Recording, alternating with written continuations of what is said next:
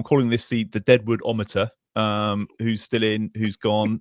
We know that Ben Brereton Diaz is off to Sheffield United. He was spotted in the director's box at the weekend, which was an interesting way to kind of announce the signing, but that's been confirmed today, hasn't it? He's definitely gone, and that's a loan, is it, to the end of the season? That's a loan with an option to buy. I don't know if Southampton, I don't think they've confirmed it as a club, but in the Sheffield United club statement, they've said that they've got an option to buy. It's obviously been reported elsewhere, I think by Jack Rosser, about 10 million quid, which that's Steve nuts. Steve thinks there's no chance of that being paid. I actually think that you underestimate how much Sheffield United like him, and if he goes in there, they win promotion. Don't forget that, Saints paid 18 million quid for Flynn Downs to have him back, because you can make a real impact in a run of promotion, and you get a lot of money at the end of it. And he did well for them last season. So, yeah, I'm not saying that's definitely going to happen, but I could 100% see a period where he goes on, gets a couple of goals in the Championship, and they do give £10 million to Saints. At which point, that bit of recruitment, has become sort of been validated and become okay again. So fingers crossed with that. Who else? Maxwell Cornet, as I said during the podcast, Maxwell Cornet has officially gone back to West Ham to go on to Genoa. And we've mentioned Albert Grunback coming in the other way on loan, with an option to buy in the summer as well. Whether that's to do with how well he does or not, I don't know. But yeah, I think loans are going to be really what we're looking at this month. I don't know if they're going to spend any money or receive much money. We can have... Is there a limit to the number of overseas loans we can have? No, so I think you can have, I don't know if it's the same in the Championship. Like 5 in the squad, yeah, exactly. I think you can have a certain amount of loans in the squad, but only 2 from Premier League clubs. So you can have as many foreign players as you want. But I think George actually asked Ivan, is he going to go and dip into the Italian market, players he knows, to come and help on loan? And he said, no, they're not good enough, basically. Wow, that's damning moment, isn't it? Fair enough. I mean, it's the Premier League, isn't it? It must be bad. The other thing, Glenn, I think last week we just got the news that Henrik Kraft was off, wasn't? The news that Henrik Kraft had gone, and then there's the rumours that we're close to appointing a new technical director. Is it Johannes Spors? Yeah. We don't know a lot about him, do we? But to me, it's kind of admission that maybe the Jason Wilcox style wasn't for us, was after all, and we need to try something a little bit different. Well, it's kind of an admission of that. I mean, from the little we know about the new guy coming in, it's more Ralph than Russell. Put it that way. Is how it sounds. It's more about the type of football that even Jurek is trying to play. Very direct and up and at 'em, heavy metal football, whatever. Yeah. So that seems to be the route we're going down. That's fine. I just think what we've missed out on, be it, since Jason Wilcox left, basically, I think if you're looking at it sympathetically, I think Russell Martin was left high and dry. He was left to make all the decisions on his own. A lot of the incoming transfers, I mean, two of which have been knocked on the head at the earliest possible opportunity. I think if Wilcox had been there, or if someone else had been there, then Russell Martin would have had a senior voice who knew about football, who was he'd be able to bounce ideas off of, and maybe we wouldn't have been as terrible as we were at the start of the season if there'd been a senior voice there to say, hang on, we can't really do this, and curtailed some of the more mad stuff that we did at the start of the season. So I certainly don't think it's done us any favours not having a senior figure on the football side there.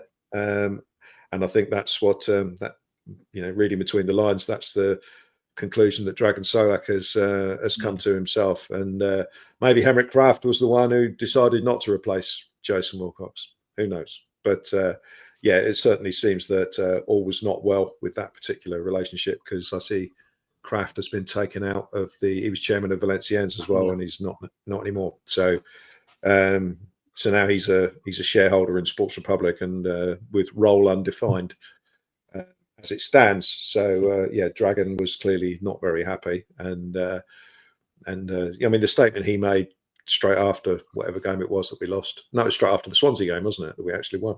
Mm.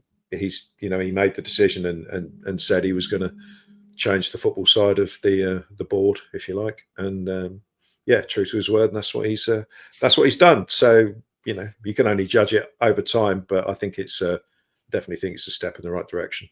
Just a bit more on Johannes Spors himself, man, if you like. I mean, obviously coming from that sort of 7-7-7 group, which is owns Sevilla, Genoa, Standard Liège, and a couple more teams. They're a bit of a basket case as a group, I think, in terms of they tried to buy Everton in the summer, but that's more the actual the owner's side of it.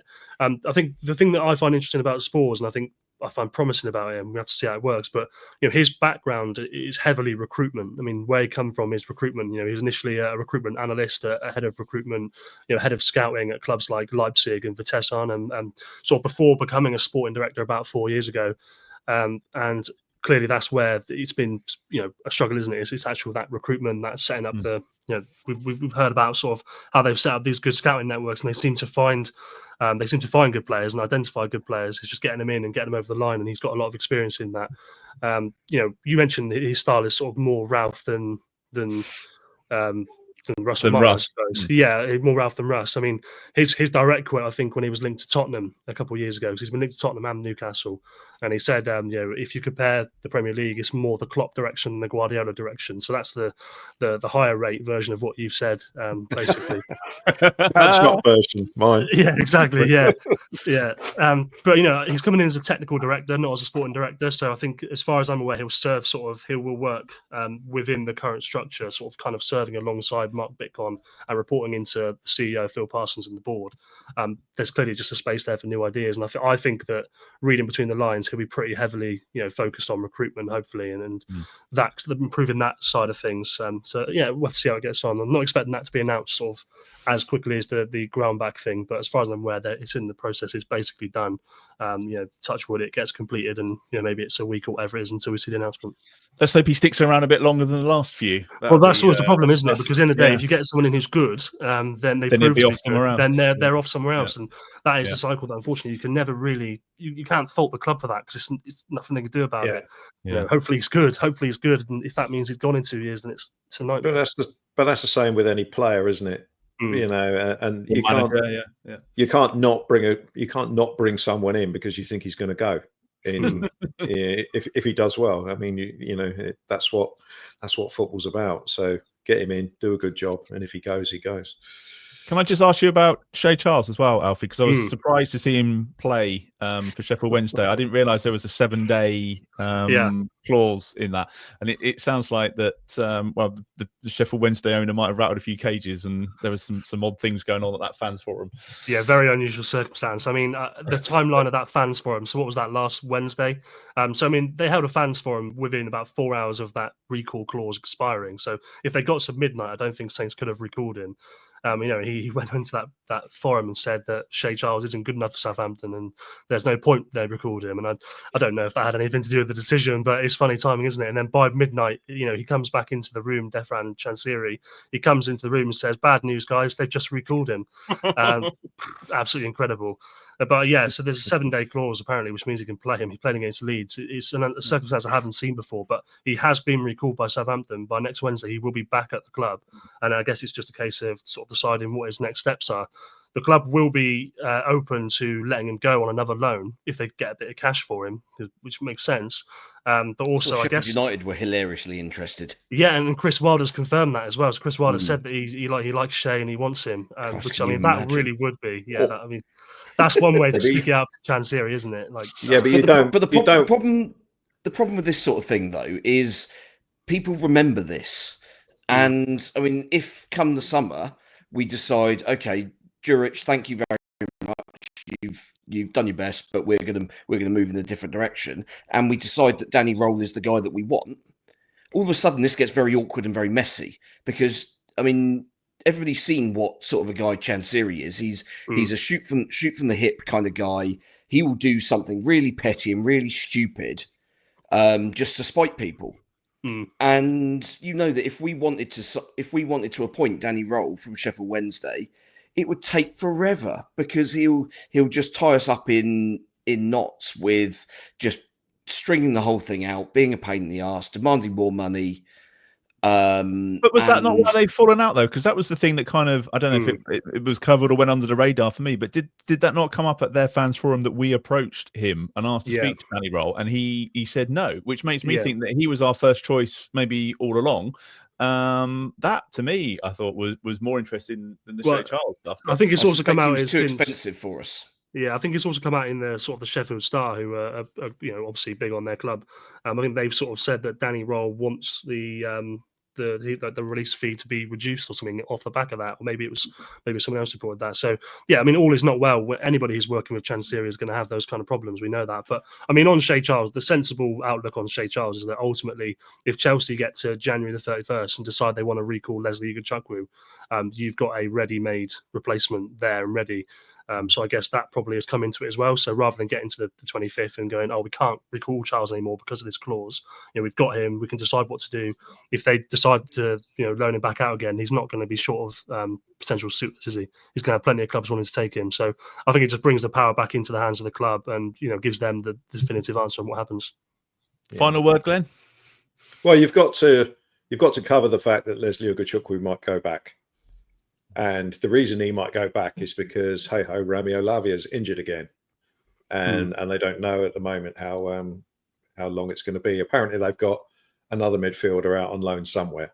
So I can't remember his name because they got Brazilian lad, isn't it? Santos or something like that. And they might bring him back, or they might bring Ugochukwu back. So so we have to cover that possibility.